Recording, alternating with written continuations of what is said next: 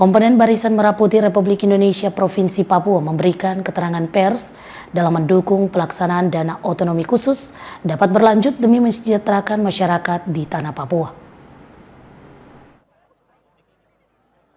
Dalam keterangan persnya di salah satu kafe di Kota Jayapura beberapa waktu lalu, pengurus komponen Barisan Merah Putih Provinsi Papua menyampaikan aspirasinya untuk mendukung keberlanjutan Otsus Jilid 2 di tanah Papua.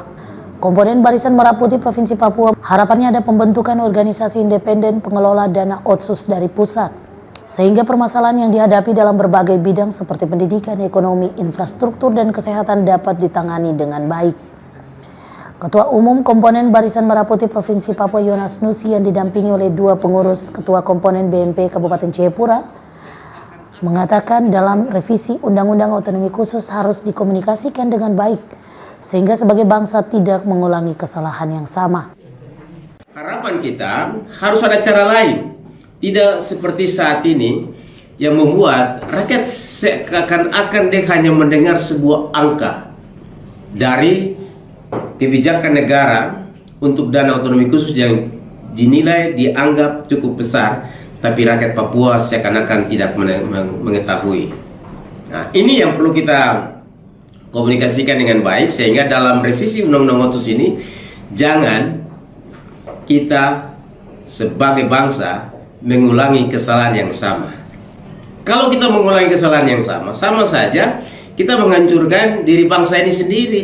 Karena dampak daripada salah mengambil kebijakan ini dia akan berdampak kepada dampak sosial, ekonomi, politik, dan stabilitas negara ini terganggu. Ditambahkan, keberlanjutan otonomi khusus Papua dapat menyentuh masyarakat yang selama ini belum merasakan kehadiran dana Otsus tersebut.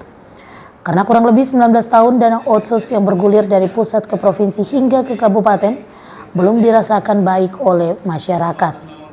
Sementara itu, pengurus DPP Komponen Barisan Merah Putih Provinsi Papua mewakili perempuan di tanah Papua, Esther Yoku, mengatakan Otsus lahir karena kebutuhan masyarakat Papua, sehingga pihaknya mendukung kehadiran Otsus dan diharapkan menjadi jawaban kebutuhan masyarakat di tanah Papua. Saya secara pribadi sangat mendukung kehadiran Otsus, karena Otsus harus menjadi jawaban kebutuhan masyarakat Papua. Tapi pada kenyataannya selama Otsus jilid pertama ini berjalan kurang menyentuh masyarakat, bahkan tidak. Kami tidak begitu merasakan dampak dari hadirnya Otsus. Tapi Otsus ini merupakan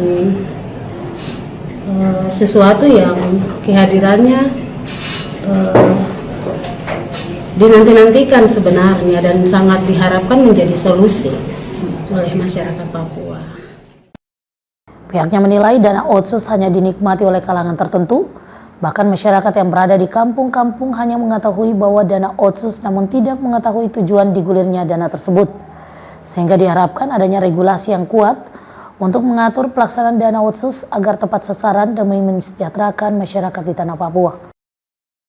Dari Kota Jayapura, Darul Mutakin News Jayapura melaporkan.